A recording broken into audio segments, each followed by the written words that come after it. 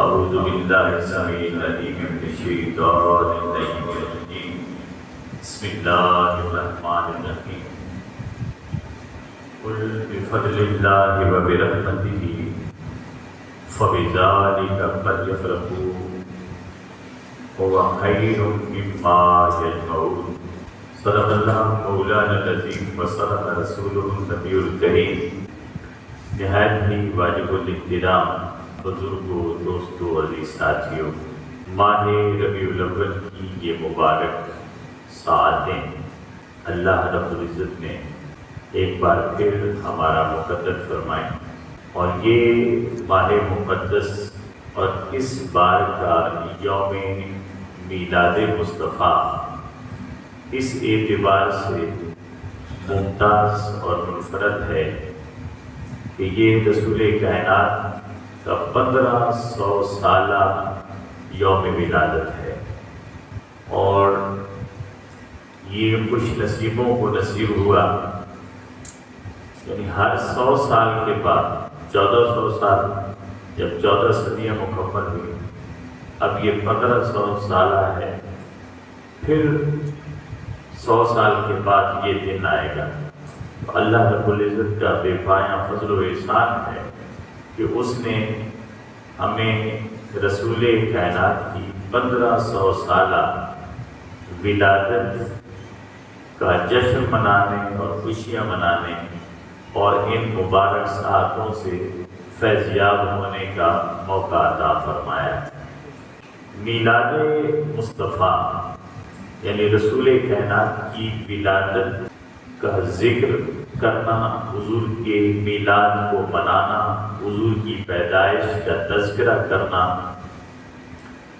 یہ قرآن سے بھی ثابت ہے، حدیث سے بھی ثابت ہے، اور صحابہ کرام کی اور ائمہ و محدثین، فقہاء، اکابرین کے عمل سے ثابت ہے۔ ہم اسے یہ سمجھ لیں کہ ہم اسے شریعت کے جو کیٹیگری ہے اور ترتیب ہے اس میں ہم اسے فرض یا واجب نہیں سمجھتے۔ ہمارے نزدیک یہ جائز ہے، مستحسن ہے، مباح ہے اور مستحب ہے۔ مستحب کسے کہتے ہیں؟ یعنی ایسا عمل، ایسا فعل جو کیا جائے اور وہ پسندیدہ ہو اور اس پر اجر بھی ملے، صلہ بھی ملے۔ تو کائنات میں اگر مصطفیٰ کے ذکر پر اجر نہیں ملنا تو پھر اجر اور کس عمل پر ملے گا؟ رسول کا تذکرہ ہی اگر اجر کا سبب نہ بنے تو پھر وہ کون سا عمل ہے، کون سا قول ہے، کون سا فعل ہے، کون سی بات ہے کہ اس کے کرنے سے اجر اور صلہ ملے گا؟ تو یہ عقیدے کے طور پر جان لیں کہ یہ عمل جائز ہے، مستحسن ہے، پسندیدہ ہے، مستحب ہے، باعث اجر ہے اور مباح ہے۔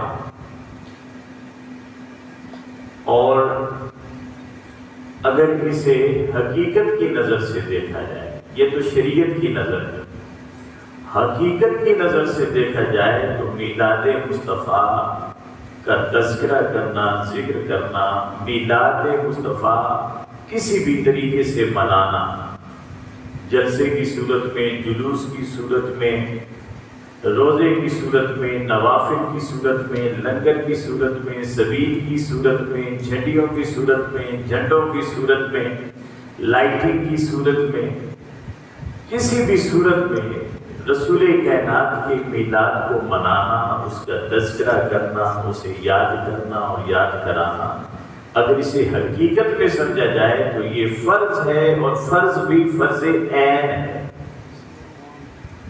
شریعت میں یہ جائز ہے اور مستحب ہے، مگر حقیقت میں یہ فرض ہے۔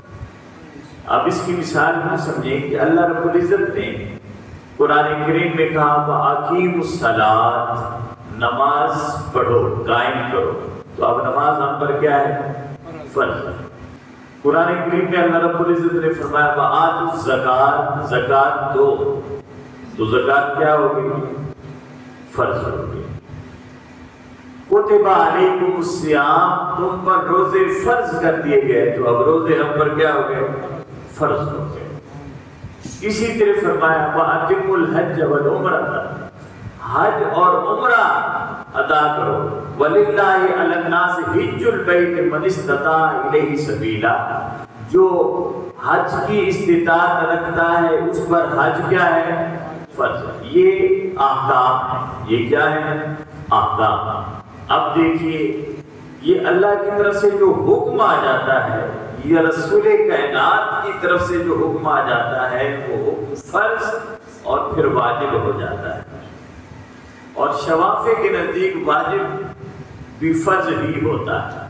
یہ ہم جو حنفی ہیں، ہم فرض اور واجب میں تفریق کرتے ہیں، یعنی فرض وہ ہے جو اللہ کی طرف سے حکم آ جائے، اسے فرض کہہ دیتے ہیں، اور رسول کائنات کسی چیز کا حکم دے تو وہ واجب کہلاتا ہے۔ مگر شوافی، امام شافعی کے نزدیک وہ کہتے ہیں اللہ حکم دے یا رسول حکم دے، واجب کیا ہوا؟ جب مصطفیٰ نے کہہ دیا تو فرض ہو گیا، فرض ہو گیا۔ اب قرآن کی روح سے ہم دیکھیں، ہم نے کہا نماز فرض، قرآن نے کہا روزہ فرض قرآن کی روح سے، حج فرض قرآن کی روح سے، زکوٰۃ فرض قرآن کی روح سے۔ اب دیکھیں اللہ رب العزت فرماتا ہے وہ باقی سب فرض جب اس نے کی عبادتیں، ان سے پہلے اس نے کوئی اپنا عمل ظاہر نہیں کہا، فرمایا یہ فرض ہے۔ مگر ایک ایسا فرض ہے، میں جو کہہ رہا ہوں نا کہ فرض عین ہے، یہ ایک ایسا فرض ہے کہ یہ فرض، یہ عمل فرض کرنے سے پہلے اللہ نے وہ عمل خود بھی کیا ہے اور فرشتوں سے بھی کرایا ہے، اور پھر کہا ہے اے ایمان والو اب تم بھی کیا کرو۔ وہ کون سا فرض ہے؟ جو حقیقت کا فرض ہے، جو فرض عین ہے۔ میں نے شریعت اور حقیقت کو الگ الگ کر دیا۔ جو فرض عین ہے، محبت کا فرض عین ہے، حقیقت کا فرض عین ہے، وہ کیا ہے؟ وہ اللہ رب العزت فرماتا ہے نماز میں نے حکم دیا ہے کہ پڑھو مگر میں نہیں پڑھتا، روزہ حکم دیا ہے کہ رکھو مگر میں نہیں رکھتا، حج کا حکم دیا ہے کہ حج کرو مگر میں خود حج نہیں کرتا، زکوٰۃ کا حکم دیتا ہوں کہ زکوٰۃ دیا کرو مگر خود میں زکوٰۃ نہیں دیتا۔ مگر ایک ایسا فرض ہے کہ تمہیں وہ اس کا حکم دینے سے پہلے وہ میں خود کرتا ہوں۔ وہ فرض کیا ہے؟ سورہ احزاب میں اللہ رب العزت نے فرمایا ان اللہ وملائکتہ یصلون علی النبی، یاد رکھو کہ اللہ اور اس کے فرشتے ہر وقت نبی کی نعت پڑھتے رہتے ہیں، ہر وقت نبی کا ذکر کرتے رہتے ہیں۔ میں نے الفاظ بدل دیے، درود کا معنی ہی نعت ہے۔ جب مصطفیٰ کی ذات پر رب درود پڑھتا ہے تو گویا وہ ہماری طرح نعتیں نہیں پڑھتا، وہ اللہ رب العزت اپنے محبوب کی حمد و ثنا کرتا رہتا ہے اور اس کی عظمتوں کے تذکرے کرتا رہتا ہے۔ اور فرشتے کیسے درود پڑھتے ہیں؟ اللہ اپنے محبوب کی شان بیان کرتا ہے اور فرشتے واہ واہ کرتے ہیں اور کہتے ہیں مولا اور بیان کر۔ یہ ہے فرشتوں کا درود۔ اللہ محبوب کے اوصاف بیان کرتا ہے اور فرشتے واہ واہ کرتے ہوئے وہ حظ لیتے ہیں، لطف لیتے ہیں، کیف لیتے ہیں، اور خدا کی بارگاہ میں عرض کرتے ہیں مولا اور بیان کر، اور بیان کر، اور بیان کر۔ تو فرمایا ان اللہ وملائکتہ یصلون علی النبی، اللہ رب العزت کی خطابت کی کرسی لگی ہوئی ہے، سامعین فرشتے ہوتے ہیں، رب خطاب کرتا رہتا ہے۔ کیا خطاب کرتا ہے؟ ہر وقت مصطفیٰ کی نعتیں پڑھتا ہے اور سننے والے فرشتے واہ واہ کرتے رہتے ہیں، نعرے لگاتے رہتے ہیں، محبوب کی حمد و ثنا میں اللہ رب العزت کی حمد و ثنا کے ساتھ مصروف ہو جاتے ہیں اور حظ لیتے رہتے ہیں، لطف لیتے رہتے ہیں۔ اللہ رب العزت فرماتا ہے میری یہ محفل حمد و نعت اور مصطفیٰ کی توصیف و ثنا کی یہ محفل ازل سے سجی ہوئی ہے اور ابد تک سجی رہے گی۔ ازل سے میرے نبی کی محفل سجی ہوئی ہے، سجی رہے گی، اور ہمارے سینے سنہری جالی لگی ہوئی ہے، لگی رہے گی۔ تو یہ ازل سے جو محفل سجی ہے یہ اللہ نے سجا رکھی ہے. اور کیسے سجا رکھی ہے؟ قرآن کہتا ہے ان اللہ و ملائکتہ یصلون علی النبی. ہم تو بھائی ہر وقت ایک محفل سجائے بیٹھے ہیں. میں اللہ فرماتا ہے میں معبود کی حمد و ثنا کرتا رہتا ہوں، اس کی توصیف و ثنا بیان کرتا رہتا ہوں، اس کی عظمتیں بیان کرتا رہتا ہوں. اور فرشتے سن سن کے واہ واہ کرتے رہتے ہیں اور نعرے لگاتے رہتے ہیں اور عرض کرتے رہتے ہیں مولا اور سنا، مولا اور سنا. اب یہ جب بات کی تو پھر آگے کہا جب میں بھی پڑھ رہا ہوں، میرے فرشتے میرے پڑھنے کو سن رہے ہیں اور لطف اندوز ہو رہے ہیں، تو پھر یا ایھا الذین آمنو، اے وہ لوگوں جن کے دل میں ایمان ہے، جو صاحبان ایمان ہیں، صلو علیہ وسلموا تسلیما. تم بھی میرے معبود کی حمد و ثنا کیا کرو، میرے معبود کی ذات پر درود پڑھا کرو. درود سے مراد صرف یہ نہیں کہ اللہم صلی علی محمد وعلی آل محمد، صرف یہ درود نہیں ہے. درود بہت وسیع چیز کا نام ہے. ہم جب کہتے ہیں یا رسول اللہ آپ کی اولاد کی خیر ہو، یہ بھی درود ہے، درود ہو جاتا. درود صرف مصطفیٰ کی ثنا عربی میں کرنے الصلاۃ والسلام علیک یا رسول اللہ کہہ دینے کا نام نہیں ہے، بلکہ درود جسم کا انگ انگ درود پڑتا ہے. ہم جب رسول کے اسوہ کے مطابق عمل کرتے ہیں، حضور کی سیرت کے مطابق عمل کرتے ہیں، یہ بھی کیا ہو جاتا ہے؟ درود ہو جاتا ہے. یہ بھی درود ہو جاتا ہے. کسی سے پیار سے ملتے ہیں، لوگوں کا دھیان رکھتے ہیں، اللہ کی عبادات میں مشغول رہتے ہیں، اس کی مخلوق کی خدمت میں مصروف رہتے ہیں، یہ بھی درود ہوتا ہے. اس لیے فرمایا یا ایھا الذین آمنوا صلوا علیہ وسلموا تسلیما. ایسا درود پڑھو اور ایسا سلام بھیجو کہ سلام بھیجنے کا اور درود پڑھنے کا حق ادا ہو جائے. تو حق تو ادا نہیں کر سکتے، یعنی اپنی زندگی کو، اپنے ظاہر اور باطن کو مکمل طور پر مصطفیٰ کی حمد و ثنا میں اور حضور کی تعریف و ثنا میں مکمل طور پر غرق کر لو. حضور کی یاد میں مست ہو جاؤ. اور یاد میں مستی سے مراد صرف زبان کی یاد نہیں، بلکہ آپ کی روح، آپ کا باطن، آپ کا قلب، آپ کی فکر و خیال، آپ کی سوچ، آپ کا ادراک ہر وقت اس کی سوئی معبود خدا کی رضا پر اٹکی ہوئی ہو، رسول کے عمل کے مطابق چل رہی ہو، رسول کے اسوہ کے مطابق زندگی گزر رہی ہو. تو درود پاک ایک ایسی نعت ہے جو اللہ نے پہلے خود پڑھی اور پھر ہم پر وہ فرض کر دی. سلو کا معنی ہے تم پڑھو، تم بھیجو.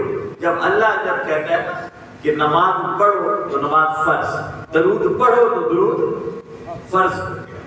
مگر اس میں ایک خاص بات ہے، ہر فرض نماز ہو یا فرض عبادتیں جتنی بھی ہیں، روزہ فرض ہے، نماز فرض ہے، حج فرض ہے، زکات فرض ہے، اللہ نے محبوب کی ذات پر درود و سلام کو اور محبوب کی عظمتوں کے ذکر کو فرض کیوں قرار نہیں دیا؟ سبب کیا ہے؟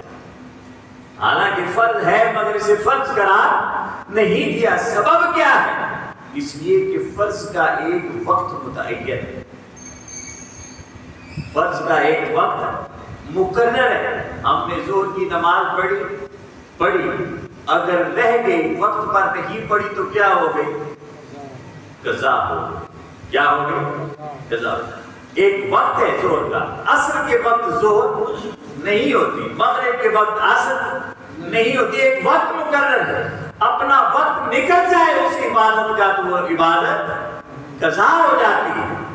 پھر پڑھیں گے بھی تو قضا ہوگی، پھر وہ ویسی ادا نہیں ہوتی جیسی ہونی چاہیے تھی. اب روزوں کا ایک وقت ہے، اب رمضان کا مہینہ آتا ہے، صبح سحری سے غروب آفتاب تک روزہ رکھنا ہے. آپ وقت چینج نہیں کر سکتے.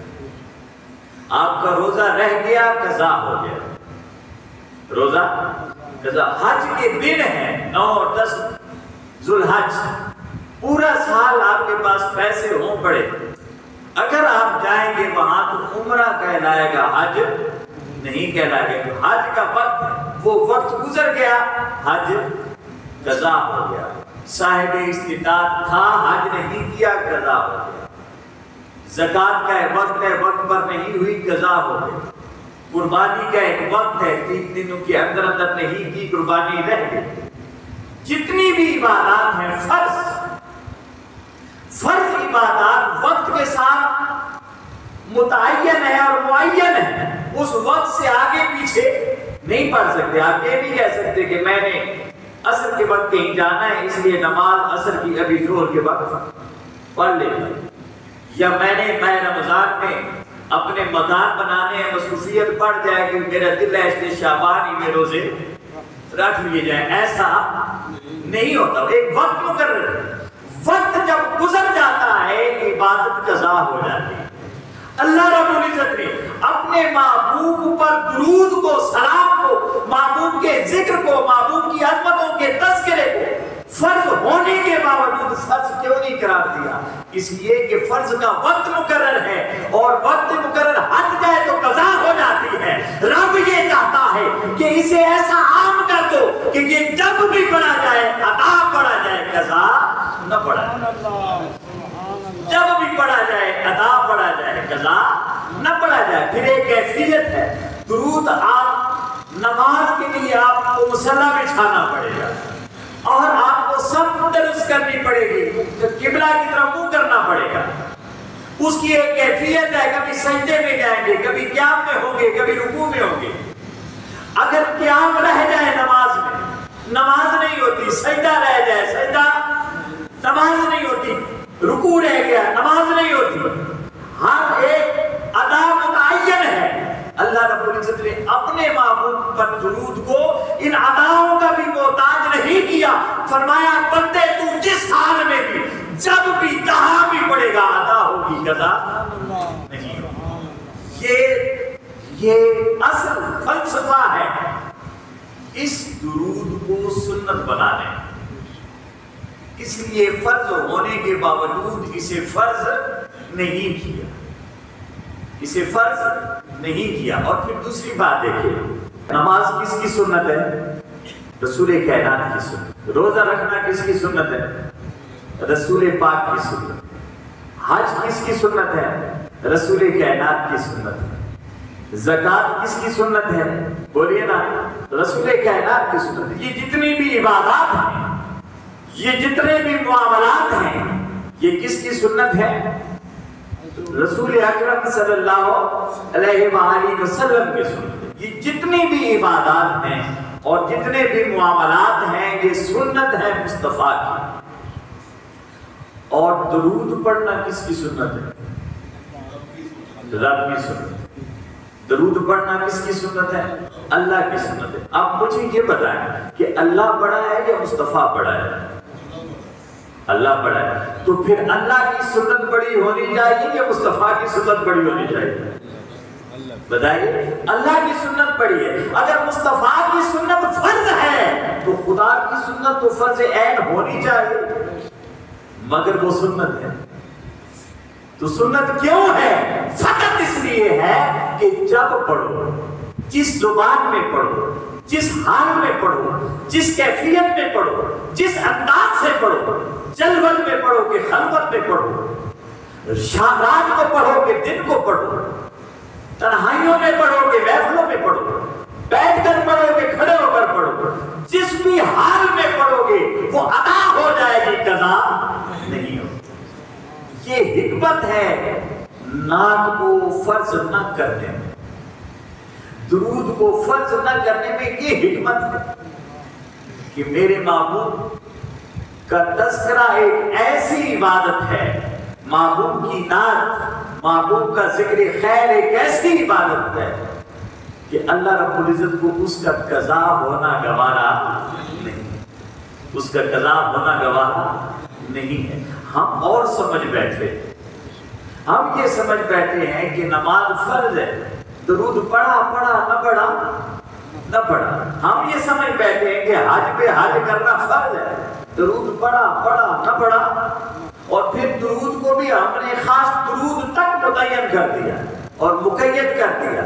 میں نے کہا کہ بندہ مومن کی زندگی کا ظاہر باطن ہر پل اس کی فکر، اس کا سوچ، اس کا خیال، اس کا ادراک، اس کا گمان، اس کا قول، اس کا فعل، ہر عمل اور ہر قول کیا ہے؟ درود۔ کیا ہے؟ درود ہے۔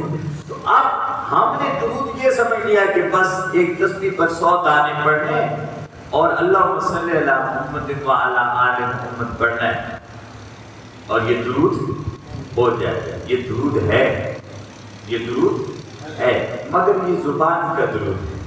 ہاتھ کو بھی تو درود پڑھنا چاہیے کہ نہیں؟ نگاہوں کو بھی تو درود پڑھنا چاہیے کہ نہیں؟ سماعتوں کو بھی درود پڑھنا چاہیے کہ نہیں؟ دل کے فکر و ادراک کو بھی درود پڑھنا چاہیے کہ نہیں؟ دماغ کی شریانوں کو بھی درود پڑھنا چاہیے کہ نہیں؟ جسم کے انگ کو درود پڑھنا چاہیے کہ نہیں؟ ظاہر ہے پورا جسم ہے، ہم صرف زبان سے پڑھتے ہیں، باقی جسم کدھر گیا؟ تو پورا جسم انوالو ہو تو کامل درود بنتا ہے۔ اس لیے اللہ رب العزت نے نہ کیفیت کی قید لگائی ہے، نہ وقت کی قید لگائی ہے، نہ الفاظ کی اور زبان کی قید لگائی ہے۔ انگریزی میں پڑھیں، اردو میں پڑھیں، عربی میں پڑھیں، فارسی میں پڑھیں، جرمنی میں پڑھیں، پشتو میں پڑھیں، پنجابی میں پڑھیں، یہ کیا ہے؟ درود ہے۔ کیا ہے؟ درود ہے۔ اور یہ نعت ہے، یعنی ہم اگر جب جہاں بیٹھتے ہیں اور بیٹھ کر ہم اللہ کے رسول کی باتیں کر رہے ہیں، یہ رسول کی سنتوں کا ذکر ہو رہا ہے، یہ رسول کی اداؤں کا ذکر ہو رہا ہے، کوئی سنا رہا ہے، کوئی سن رہا ہے، سنانے والا بھی درود پڑھ رہا ہے، سننے والا بھی درود پڑھ رہا ہے۔ یہ درود کوئی صرف ایک حیت اور ایک کیفیت اور چند الفاظ کا نام نہیں ہے۔ تو اللہ رب العزت نے درود کو فرض بنا کر بھی فرض نہیں کیا، اور حکمت یہ ہے کہ رب گوارا ہی نہیں کرتا کہ اس کے محبوب کا کیا گیا ذکر کسی وقت قضا ہو جائے۔ نمازیں، کسی نے بڑی خوبصورت بات کی تھی کہ نمازیں گر قضا ہو پھر ادا ہو، نمازیں گر قضا ہو پھر ادا ہو جاتی ہیں۔ ہماری کئی بار نماز رہ جاتی ہے تو اگلے وقت میں پڑھ لیتے ہیں، اگلے دن جب یاد آتی ہے یا اگلا وقت جب ملتا ہے، میسر آتا ہے تو ہم اسے پڑھ لیتے ہیں۔ مگر نگاہوں کی قضائیں کب ادا؟ مگر نگاہیں جب قضا ہو جائیں، چہرے یار پہ جب نگاہیں ٹکی ہوں اور نگاہوں کے درمیان پردہ حال ہو جائے تو یہ وہ قضا ہے جو کبھی ادا نہیں ہوتی، جو کبھی ادا نہیں ہوتی۔ اسی لیے میں نے شاید پہلے بھی کہیں عرض کیا کہ حضرت بلال اذان دیتے تھے اور اذان دینے کے بعد اقامت بھی انہی کا کام بنتا، اقامت بھی کہتے تھے، مگر اذان اور اقامت کے بعد ایک جگہ پر دائیں طرف آخری نمازی کے طور پر پہلی صف میں کھڑے ہو جاتے ہیں۔ سبب کیا تھا؟ امام کے پیچھے جو مؤذن ہوتا ہے اس کا زیادہ حق ہے کہ امام کے پیچھے کھڑا ہو اور اقامت بھی وہی کہے، یہ فقہ کا فتویٰ بھی، کیونکہ اسی کا حق ہے، وہ کسی کو اجازت دے تو کوئی دوسرا اقامت کہہ سکتا ہے۔ تو حضرت بلال اذان بھی دیتے ہیں، اقامت بھی کہتے ہیں، جگہ بھی وہی ان کی ہے، انہی کا حق بنتا ہے، مگر جگہ چھوڑ کر ادھر ایک طرف چلے جاتے ہیں۔ صحابہ نے پوچھا ایسا کیوں کرتے ہو؟ ایسا کیوں کرتے ہو؟ تو بلال نے کہا سرکار کے دیوانوں کو سمجھائے نہ کوئی، سرکار کے دیوانوں کو سمجھائے نہ کوئی، یہ خوب سمجھ بوجھ کے دیوانے ہوئے، یہ جان بوجھ کے جان چلے پڑتے، انہاں سمجھاونے کی ضرورت نہیں، یہ خوب سمجھ بوجھ کے دیوانے ہوئے ہیں۔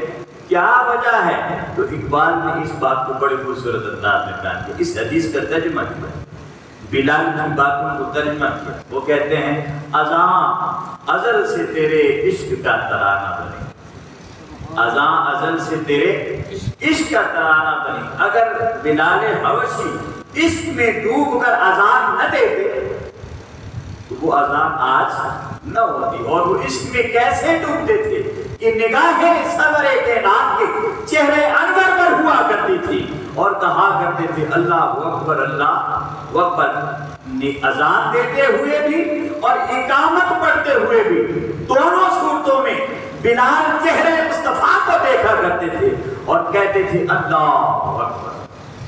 کیا کہتے تھے؟ ہم بھی نعرہ تکبیر بڑا ہم نعرہ لگاتے ہیں کہ جی سوائے نعرہ تکبیر بھی اور نعرہ نہیں۔ بلال سے پوچھو کہ نعرہ تکبیر کب لگایا جاتا ہے؟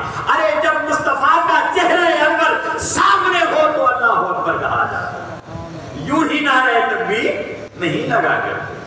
بلال سے پوچھو وہ نعرہ تکبیر کیوں لگاتا ہے؟ جب چہرے مصطفیٰ کو دیکھتا ہے تو کہتا ہے اللہ اکبر۔ یہ بلال کی سنت ہے۔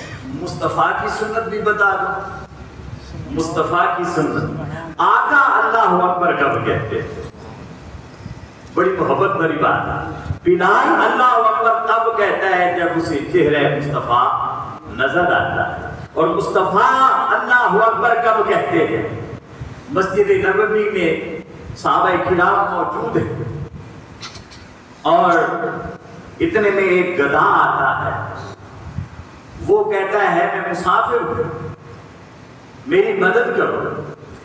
حضرت مولا کائنات ایک کونے میں نوافل میں مصروف ہے، صحابہ اسے اشارہ کرتے ہیں کہ وہ جو کھڑا ہے نماز میں اس سے جا کر مانگو۔ آپ رکوع کی حالت میں رکوع کی حالت میں وہ آگے ہوتا ہے، صدا لگاتا ہے تو آپ کے ہاتھ میں ایک انگوٹھی، حالت رکوع میں انگوٹھی اتار کر پیچھے پھینک دیتے۔ اوپر سے آیت اترتی ہے کہ یہ وہ لوگ ہیں جو نماز ادا کرتے ہیں اور رکوع کرتے ہیں اور زکات دیتے ہیں اس وقت جب رکوع میں ہوا کرتے ہیں، اس وقت جب رکوع میں ہوا کرتے ہیں۔ رسول کائنات گھر میں آرام فرماتے، گھر میں آرام فرماتے، اپنی چٹائی پر لیٹے ہوئے تھے۔ یہ آیت جب اتری تو باہر آئے مسجد نبوی میں اور اپنی تہمت کو لپیٹ رہے، جس طرح ہمارے جو تہمت باندھتے ہیں نا تو وہ جب اٹھتے ہیں تو سب سے پہلے کیا کرتے ہیں؟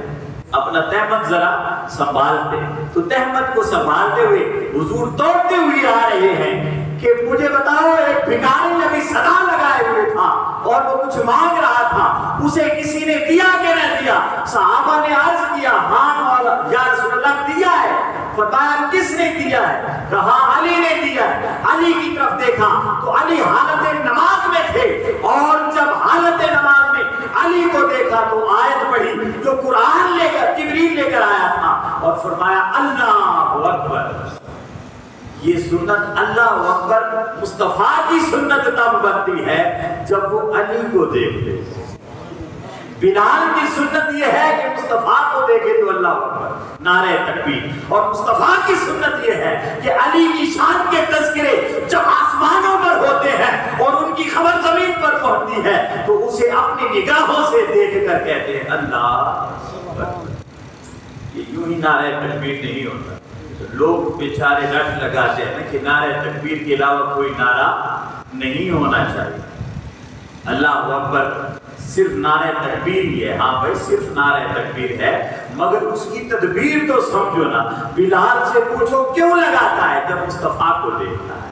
مصطفیٰ سے پوچھو کیوں لگاتے ہیں جب علی کی شان رب کی طرف سے واضح ہو کر آتی ہے تب لگاتے ہیں۔ تو دوستان جی وقار حضرت بلال اذان دیتے، مصطفیٰ کو دیکھ کر اذان دیتے، اور جب اشہد ان محمد رسول اللہ پر پہنچتے تو مصطفیٰ کریم کی طرف ایسے اشارہ کرتے کہ میں گواہی دیتا ہوں کہ یہ محمد،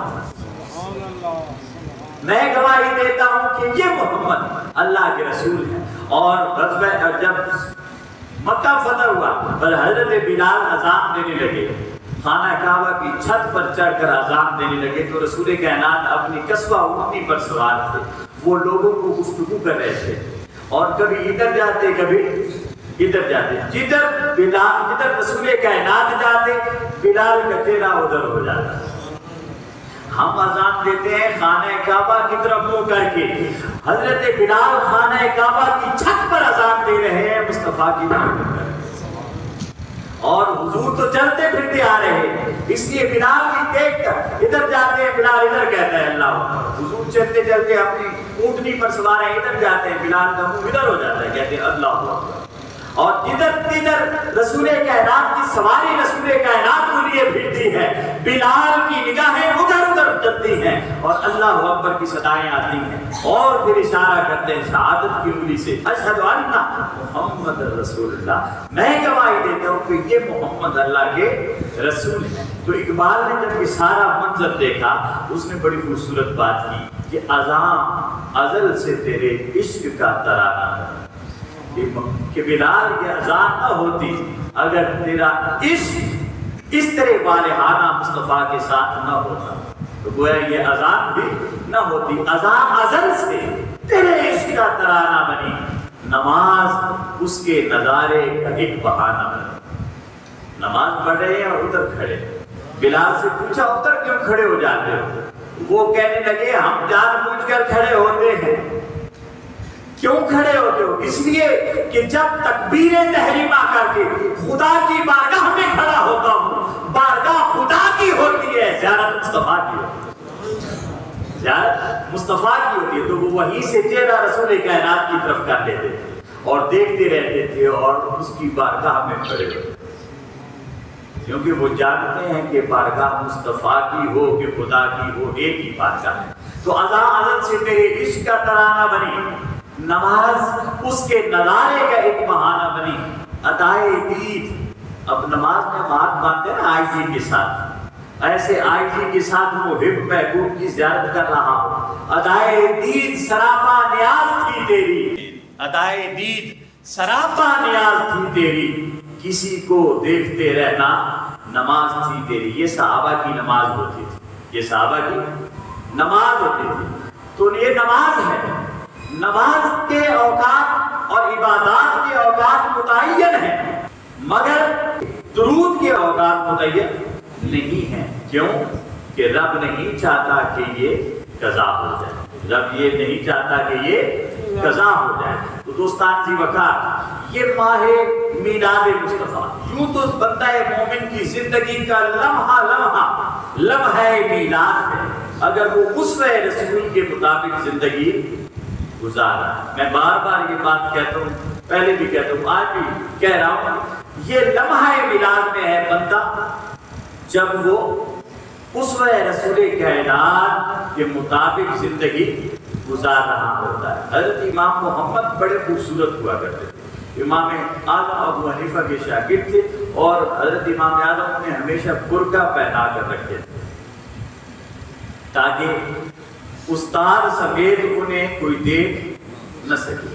بازار میں جا رہے تھے، تیز ہوا چلی، ایک غیر مسلم کی دکان تھی، بازار سے گزر رہے تھے، بہت حسین ہوا کرتے تھے، تو ہوا تیز تھی اور ہوا سے آپ کے چہرے سے پردہ ہٹ گیا، چہرے سے پردہ ہٹ گیا۔ وہ غیر مسلم مکافر وہ دیکھ رہا تھا، اس نے دیکھ کر نعرہ لگایا اللہ اکبر۔ یہ اللہ اکبر کی اپنی اپنی جگہ ہوتی ہے، اس نے نعرہ لگایا اللہ اکبر، کہ جب چھوٹا محمد اتنا خوبصورت ہے تو بڑے محمد کے حسن کی کیا بات؟ جب چھوٹا محمد اتنا سونا ہے، اتنا خوبصورت ہے، اس بڑے محمد کے حسن کا عالم کیا ہوگا؟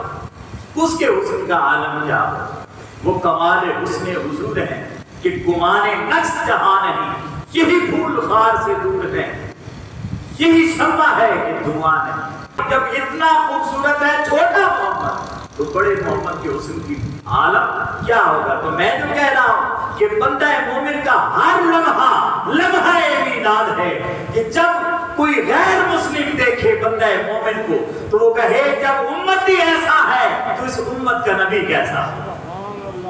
امتی جب ایسا ہے، امتی جب ایسا ہے، اس کا رہن سہن، اس کے گھر کے ساتھ، بیوی بچوں کے ساتھ تعلقات، دوست احباب کے ساتھ، دوست دشمن کے ساتھ، اپنے بیگانوں کے ساتھ اس کے کیسے تعلقات ہیں، جب وہ یہ دیکھے گا تو کہے گا جب امتی ایسا تو نبی کیسا؟ اس لیے ایسے بن کر رہیں کہ اگر کسی غیر کی نگاہ پڑے تو وہ کہے جب امتی اس کمال کا ہے تو نبی کس کمال کا. مگر اقبال نے بڑی خوبصورت بات کی تھی. اس نے کہا تھا کہ وضع میں تم ہو نصارا تو تمدن میں بلوغ. مسلمان کی بدحالی کہ وضع میں تم ہو نصارا تو تمدن میں بلوغ. یہ وہ مسلمان ہیں جنہیں دیکھ کے شرمائیں گے. کہ آج ہماری حالت یہ ہو گئی ہے کہ ہمارا رہن سہن سارا عیسائیوں جیسے, ہمارا تمدن, ہماری معاشرت یہودیوں ہندوؤں جیسے, ہمارے رسم و رواج سارے کیسے ہیں ہندوؤں جیسے. اور یہ مسلمان ہیں جنہیں دیکھ کے شرمائیں یہود. ان مسلمانوں کی مسلمانی کو دیکھ کر, ان کی حرکتوں کو دیکھ کر یہودی بھی شرما جائے. ہماری یہ کیفیت بن گئی ہے. اگر ہم اس کیفیت سے نکل جائیں تو دوستو ہم چلتے پھرتے میلاد ہیں. اس کیفیت سے نکل جائیں تو ہم چلتے پھرتے میلاد ہیں. اگر رسول کا اسوہ ہم ڈھال لیں, اپنا لیں, اپنی زندگیوں کا اوڑھنا بچھونا بنا لیں تو ہم چلتے پھرتے میلاد ہیں. اور میں اگلا جملہ اگر کہہ دوں تو پھر ہمیں اللہ کو 12 تاریخ کو 12 کا میلاد منانے کی ضرورت نہیں ہے. ہماری زندگی کا لمحہ لمحہ 12 ربیع الاول بن جاتا ہے. لمحہ لمحہ 12 ربیع الاول بن جاتا ہے. ایک ایک دن 12 ربیع الاول بن جاتا ہے. ایک ایک صبح صبح میلاد بن جاتی ہے. ایک ایک شب شب میلاد بن جاتی ہے. اگر ہم اپنے آپ کو سنبھال لیں, اپنے آپ کو اسوہ پیغمبری کے مطابق ڈھال لیتے ہیں. ضرورت اس بات کی, ضرورت اس بات کی. تو میں ابتدائی سے توجہ آپ کی اس طرف دلانا چاہتا ہوں کہ یہ مہینہ ہے مصطفیٰ کی آمد کا مہینہ ہے. خوشیاں منائیں, دیوانوں کی طرح خوشیاں منائیں. خوشیاں منائیں اور کیسے منائیں؟ دیوانوں کی طرح خوشیاں منائیں. اور یہ خوشیاں میں اور آپ نہیں منا رہے ہیں, کائنات کی ہر شے نے خوشیاں منائی رسول کی آمد پر. پرندوں نے, چرندوں نے, درندوں نے, مچھلیوں نے, ہواؤں نے, ستاروں نے, خانہ کعبہ نے, ہر کسی نے رقص کیا ہے اور مصطفیٰ کی آمد کے جشن منائے. ہواؤں نے رقص کیا ہے اور جشن منائے. جنگل کے جانوروں نے رقص کیا ہے, مبارکیں دی ہیں, جشن منائے. ہر شے نے, سوکھے ہوئے درختوں نے رقص کیا ہے, جشن منائے اور سرسبز و شاداب ہو گئے. ہر چیز نے جشن منائے, خوشی میں شامل ہو. حتیٰ کہ رسول کائنات کہ رب نے خود رسول کی آمد پر جشن منائے, جھنڈے لگائے. رسول کائنات جب ولادت ہوئی آقا کی تو اللہ رب العزت نے 3 جھنڈے جبریل امین کو دیے کہ جاؤ میرا محبوب پیدا ہو گیا اور جاؤ یہ 3 جھنڈے ایک مشرق میں جا کر لگا دو, ایک مغرب میں جا کر لگا دو اور ایک خانہ کعبہ کی چھت پر جا کر. یہ کوئی چھوٹا عمل نہیں ہے. جبریل نے لگائے ہیں, اللہ نے لگوائے. اب بھی اگر بڑے گھروں کے وہ بچے لگواتے ہیں تو وہ جبریل کی سنت ادا کر رہے ہوتے ہیں وہ بچے, اور جو لگوا رہے ہوتے ہیں والدین اور بڑے وہ اللہ کی سنت ادا کر رہے ہوتے ہیں. اور اپنے گھروں پر جھنڈے لگائے. اللہ نے کائنات میں مصطفیٰ کے میلاد پر سب سے پہلے اپنے گھر پر جھنڈا لگوایا. اس لیے اپنے گھروں پر جھنڈے لگانا یہ تو اللہ کی سنت ہے, اور شرق و غرب میں جھنڈے لگانا یہ بھی مصطفیٰ کے رب کی سنت ہے, اور لگانا جبریل کی سنت ہے. یعنی ہم جو گلیاں اور بازار سجاتے ہیں, گلیاں اور بازار سجاتے ہیں, یہ سنت ہے. اللہ رب العزت نے بھی اپنے محبوب کی میلاد پر لنگر بانٹا ہے. کیا بانٹا ہے؟ اور سبیل چلائی ہے. حضرت آمنہ فرماتی ہے کہ جب میرے مصطفیٰ کی, میرے لال کی آمد ہوئی, اللہ رب العزت نے چشمے جاری کر دیے, ٹھنڈے اور میٹھے پانی کے چشمے جاری کر دیے, جس سے محبوب سیراب ہو گئے.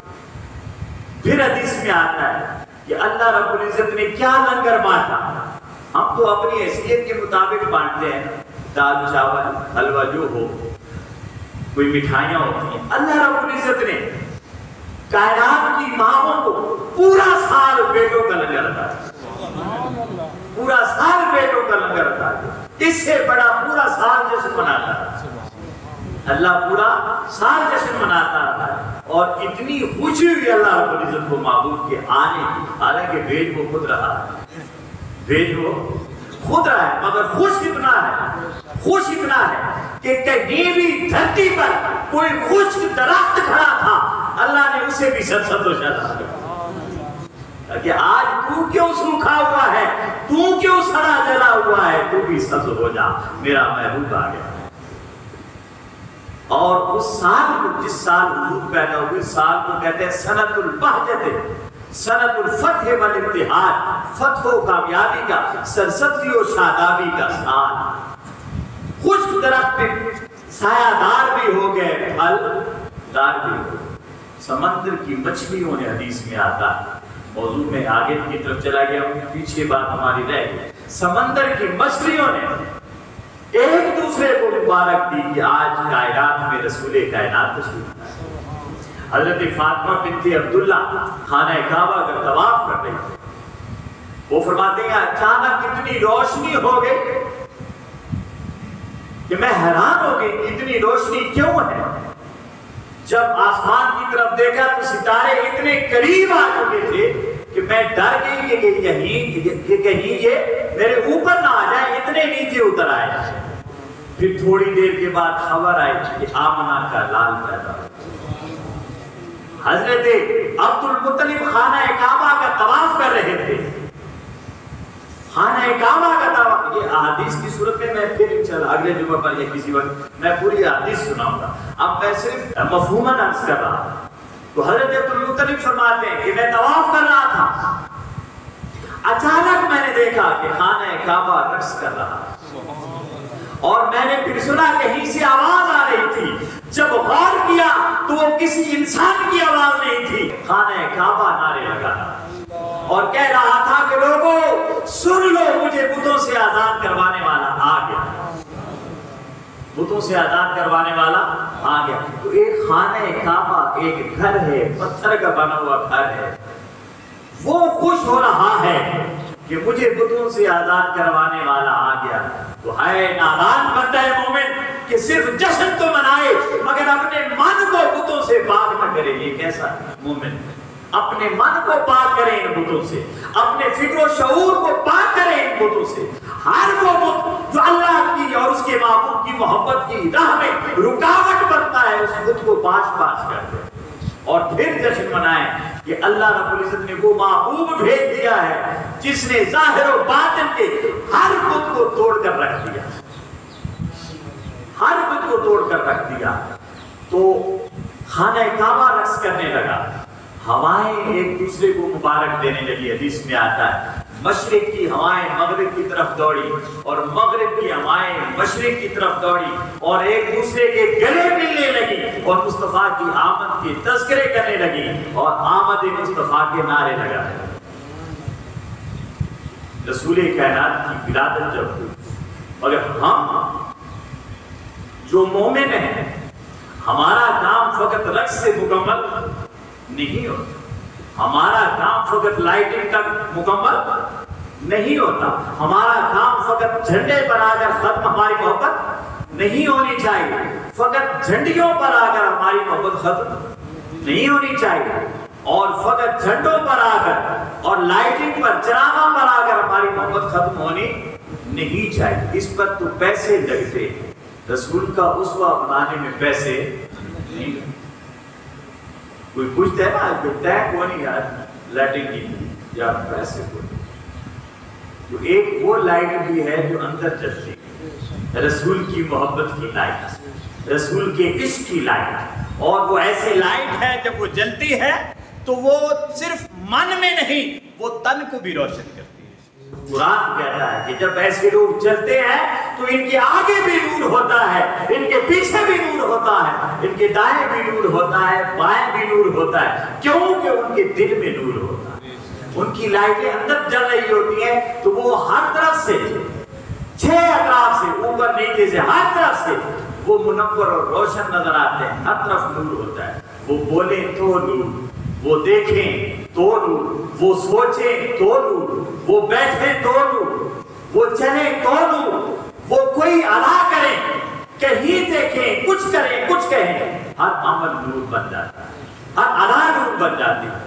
تو دوستان جو اگر ہماری محبت، ہم کیونکہ مومن ہیں، ہم صرف انسان نہیں، ہم مومن بھی، ہمارے فرائض کچھ اور ہیں، ہماری ڈیوٹیاں کچھ اور ہیں، یہ ساری ڈیوٹیاں کرنی ہیں، ان سے باز نہیں رہنا۔ کیوں کہ یہ اگر آج ہم نے چھوڑ دی تو کل ہماری نسلوں کو کون بتائے گا کہ رسول کائنات 12 ربیع الاول کو آئے تھے اور 12 ربیع الاول میں حضور کی ولادت ہوئی۔ یہ جشن، یہ چراغ، یہ جھنڈے، یہ جھنڈیاں، یہ جلوس، یہ لنگر، یہ سبیلے، یہ ضرور ادا کرنا، یہ عمل ضرور کرنا ہے اور اپنی نسلوں تک اسے پہنچانا ہے تاکہ نسلیں اسے یاد رکھیں کہ ایک مہینہ تھا جسے ربیع الاول کہتے ہیں، جس میں آمنہ کا لال 12 ربیع الاول کو اس کائنات کے ہست وجود میں تشریف لایا۔ لیکن یہ بتانے کے ساتھ ساتھ بچہ جب باپ کی طرف دیکھے تو یہ سوچنے پر مجبور نہ ہو کہ جڑیاں تو بڑیاں لائیاں میں نے پیو بلا نماز تھا کونوں سے پڑھی، جھنڈیاں تو بڑیاں لائیاں بلا ماؤں آن کے ڈبی نہ مارا بھی۔ سمجھ آ رہی ہے بات کی؟ سمجھ آ رہی ہے نا؟ یہ ساری یہ میلاد ہے، تو صرف جھنڈیاں نہیں لگانی، باپ کو جب بیٹا دیکھے کہ یہ جھنڈیاں بھی لگا رہا ہے اور پھر گھر کے ماحول کو دیکھیں کہ باپ کا جب ذہن میں داخل ہوتا ہے تو ایک رحمت کا بادل سا آ جاتا ہے، اولاد اور اس کی بیوی ایک سائے رحمت میں آ جاتے ہیں۔ جب وہ گھر آتا ہے تو پریشان جو ہوتے ہیں وہ خوشحال ہو جاتے ہیں اور جو غمگین ہو جاتے ہیں وہ خوش ہو جاتے ہیں جب وہ ان کے سامنے آتا ہے۔ یہ نہیں کہ گھر بڑے تو جڑی بھی آتے شالا کدی نہ مڑوں تھیا ہو گیا، ایسی جڑیوں کو کوئی فائدہ ہے بتائیں؟ ایسی لائٹنگ کا کوئی فائدہ، ایسے عمل کا کوئی فائدہ؟ میں یہ سمجھانا یہ چاہ رہا کہ یہ سب کچھ کرنا ہے، یہ سب کچھ کرنا ہے، مگر ایک کرنے کا اور بھی کام ہے۔ یہ جھنڈیاں خود اپنے من میں بھی لگانی، اپنے قول میں اور اپنے فعل میں بھی لگانی، اپنی اداؤں میں لگانی، تاکہ یہ جھنڈی ہم دیکھتے ہیں نا، بچہ دیکھتے ہیں، ہم دیکھتے ہیں لائٹنگ لگی ہوئی ہے، جھنڈی لگی تو ہم خوش ہوتے ہیں۔ اہل محبت کیا ہوتے ہیں؟ جو دوسرے برادری ہے وہ تکلیف اس سے محسوس ہوتی ہے اور ہم خوش ہوتے ہیں کہ نہیں خوش؟ یعنی جب بھی ہم لائٹنگ دیکھتے ہیں، کہیں جھنڈا لگت دیکھتے ہیں، کہیں چراغاں دیکھتے ہیں، کوئی جلوس دیکھتے ہیں، کہیں لنگر پڑتا دیکھتے ہیں، کہیں سبیل بانٹی جا رہی ہے دیکھتے ہیں تو ہمیں روحانی کیفیت نصیب ہوتی ہے کہ نہیں؟ ہوتی ہے نا، ایک روحانی کیف سے نصیب ہوتی ہے۔ بس دوستو بات یہ ہے کہ رسول کائنات کے اسوہ کو یوں اپنائیں کہ ایک روحانی کیف نصیب، یہ کیف بھی ہے مگر اس کیف کو تمام تب ملتا ہے جب ہمارا زندگی کا اوڑھنا بچھونا مصطفیٰ کا اسوہ بن جاتا ہے، رسول کا اسوہ بن جاتا ہے۔ اس لیے یہ مہینہ ہے ایسا کہ اس مہینے کو فقط ایک مہینے تک اور 12 ربیع الاول تک محدود نہیں رکھنا، اسے پورے سال تک اسے توسیع دینی ہے، اسے پورے سال تک پھیلانا ہے اور اسے کسی ایک عمل تک محدود نہیں رکھنا، اسے اپنی پوری زندگی کا اوڑھنا بچھونا بنانا ہے۔ تو یہ اصل میلاد، یعنی میلاد منانا بھی ہے اور میلاد اپنانا بھی، منانا بھی ہے اور میلاد کو اپنانا بھی۔ یہ بندہ مومن کی انفرادیت ہے۔ کیوں کہ رسول کائنات جانوروں کے لیے رسول بن کر نہیں آئے، وہ ہمارے لیے آئے اور ہم میں سے بھی آئے سب کے لیے۔ کسی نے مان لیا، کسی نے نہیں مانا۔ جنہوں نے مان لیا اب بطور خاص ان کے رسول، تو صرف زبان سے ماننا تو ماننا نہیں ہے، دل سے ماننا ہے۔ یہ وہ ماننا ہے غالب جیسا بھی نہ ہو۔ غالب کہتا ہے جانتا ہوں ثوابی طاعت و زہد، اے ماں پتا یہ عبادت کران تو بڑا ثواب دینا، جانتا ہوں ثوابی طاعت و زہد، پر طبیعت ادھر نہیں آتی، پر طبیعت ادھر اما پتا کہ عبادت کران تو ثواب دینا، بلکہ کران او کا دل منے نا تو ایسے یہ ہم یہ مانتے تو ہیں لیکن بس کیا کریں گے، بس رہ جاتے ہیں، یہ رہ جاتے کیا ہوتی ہے؟ جب مان لیا تو بس مان لیا، پھر رہنے کا کیا؟ حضرت عبداللہ ابن عمر رضی اللہ تعالیٰ عنہ سے کسی نے پوچھا کہ یہ جو قصر نماز سفر میں ہوتی ہے آپ کیوں پڑھتے ہیں 4 کی 2؟ گھر میں تو بہت سارے مسائل ہوتے ہیں، بہت ساری ضروریات ہوتی ہیں، بہت سارے کام ہوتے ہیں، ان کاموں میں بندہ مصروف ہو جاتا ہے، ٹائم کم لگتا ہے، وہاں 2 پڑھنی چاہیے تھی۔ آپ جب ہر کام سے فارغ ہوتے ہیں، سفر پر جا رہے ہیں، کوئی کام نہیں ہے اور کوئی کام نہیں، بس چل رہا ہے، تو آرام سے بیٹھ کر 4 کی جگہ 8 پڑھیں، آپ 4 کی جگہ 2 پڑھ لیتے، کیوں پڑھتے؟ تو حضرت عبداللہ بن عمر فرمانے لگے ہمیں اس سے غرض نہیں کہ 4 کی 2 کیوں پڑھتے، ہم تو اس لیے پڑھتے ہیں کہ یار نے پڑھی، ہم تو اس لیے پڑھتے ہیں کہ یار نے 4 کی 2 پڑھی۔ تو بھائی سنگت بھی ہے، دعویٰ بھی ہے، مانتے بھی ہو تو پھر کرتے نہیں تو پھر کیا مانا؟ پھر کیا مانا؟ تو دعویٰ اگر ہے ماننے کا کہ ہم پیار کرتے ہیں، ہم محبت کرتے ہیں، بڑا ایک نعرہ لگتا ہے غلامی رسول میں موت بھی قبول۔ الحمدللہ اگر غلامی رسول میں موت آ جائے، لیکن ہم اسے صرف موت پر ملتوی کرتے ہیں کہ مرن نہ کہ اللہ کرے کلمہ پڑھی ہوئی، تو موت تو آنی ہی آنی ہے۔ اگر آپ کو قبول ہے تب بھی اس نے آنا ہے، قبول نہیں تب بھی اس نے آنا ہے، وہ تو نہیں رہے گی، ہر ایک پر آتی ہے۔ مزہ تب ہے کہ زندگی غلامی رسول میں گزرے، مزہ تب موت نے تو آئی جانا ہے، تو غلامی رسول میں موت قبول کرنے سے پہلے زندگی، اپنی زندگی کا اصول غلامی رسول کے مطابق کرنا، زندگی کا رہن سہن غلامی رسول کے مطابق۔ اس لیے دوستان نے جو کہا یہ ابتدائی کلمات میں نے صرف اس لیے عرض کیے کہ یہ ایک دیوانوں کا مہینہ، اس کا مہینہ ہے دیوان۔ حضور شیخ الاسلام ڈاکٹر محمد الطاہر صاحب فرمایا کرتے ہیں کہ 12 مہینوں میں سے ایک مہینہ ربیع الاول کا یہ دیوانوں کی طرح گزارو، کس کی طرح؟ دیوانوں کی طرح گزارو، اور باقی 11 مہینے فرزانوں کی طرح گزارو، اس کی طرح عقل والوں کی طرح، اس کی طرح گزارو عقل والوں۔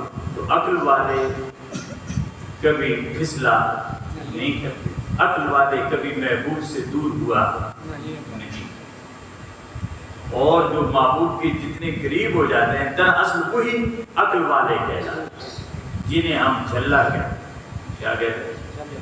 جھلا۔ جھلا کون ہوتا ہے؟ جسے کوئی جھل لے، سنبھال لے، یعنی آپ کسی کے ایسے ہو جائیں کہ وہ آپ کو سینے سے لگا، اسے جھلا ہے۔ ہم کہتے ہیں جھلا جس نے لالا مانی وقتیوں میں بیڑا رکھے تو سارے گلا بھی صاف کیے پھر کپڑے بھی منہ میں کاڑی تو بھی صاف تھی پھر ایسے نہیں جھلا۔ جھلا وہ ہوتا ہے جسے سائیں سنبھال لے، اسے جھال لے پنجابی میں، اور اسی کو پاگل کہتے ہیں، جو گل کو پا جاتا ہے، بات سمجھ جاتا ہے کہ یہ باقی سارے قصے کہانیاں ہیں، اصل اور حقیقت مصطفیٰ کا پیار ہے اور مصطفیٰ کا اسوہ جسے اپنا۔ تو یہ مہینہ دیوانوں کی یعنی اظہار ہو، حضور کی میلاد کا اظہار، اور اگلے باقی سارے مہینے جس کی طرح فرزانوں کی، یعنی سمجھ کر گزارنے، عبادت کے وقت عبادت کرنا، معاملات کو اپنوں کو درست رکھنا، اپنے قول اور فعل کا دھیان رکھنا۔ یہ چیزیں اللہ رب العزت ہم سب کو اس ماہ میلاد مصطفیٰ کی برکتوں کو سمیٹنے کی توفیق عطا فرمائے۔ اور برکتیں کب سمیٹی جائیں گی؟ جب ہم میلاد والے رسول کے اسوہ کے مطابق زندگی گزاریں، تب یہ برکتیں حاصل ہوتی ہیں۔ وَمَا عَلَيْنَا إِلَّا الْبَلَاغُ الْمُبِينُ۔